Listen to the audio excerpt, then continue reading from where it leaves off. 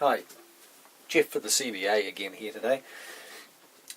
We've talked about the Lyman lubricizer and sizing bullets base first. That being, they start in the die at the top and we push them down and then bring them back up.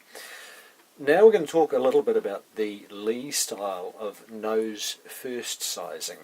That being where a bullet is pushed with the nose first through a die up through the bottom and out the top.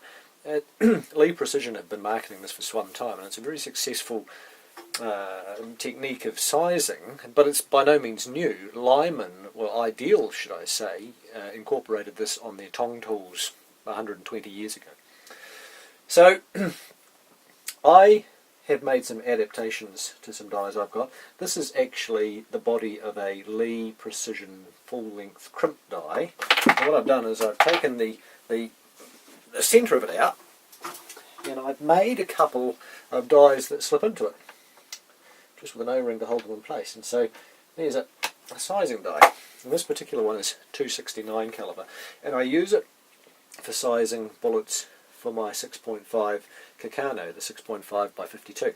And this is a 160 grain bullet that is somewhat accurate in the Kakano, and it is affectionately known as the cruise missile because of its length, as you can see.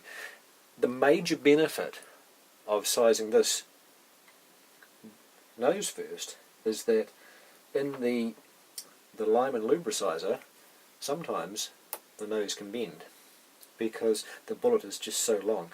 And if you're sizing hard alloy or a particularly hard gas check, there's so much pressure goes on the nose that it can buckle the bullet. I've had this particular bullet bend when dropped out of the mould if it's too hot.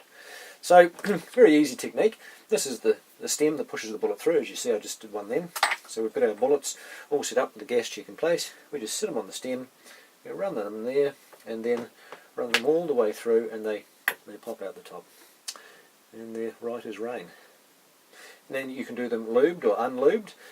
Essentially the Lee system is made for the tumble lube, so you size the bullets and then you tumble lube them, or you can tumble lube them, size them and then tumble lube them again. So there's another one of the cruise missiles through and pops out the top. Look at that. So that's wonderful. Now another benefit of nose sizing, nose first sizing, and the push-through dies like this, is that you're able to greatly reduce the diameter of a bullet. And this is something that, until I learnt about this, I would have never thought it possible. So here is a Lyman 280 bullet. This is a bullet designed for the 270 Winchester. It casts at 280.5, I think, in wheel weight. And I can size this 269 in this die, take 11 thousandths of an inch off the girth, and it still shoots perfectly well. The secret is to fill the grooves with lubricant first, and what that does is it preserves the integrity and the shape of the bullet. So we sit them on the stem, run them up into there, run it through, out the top.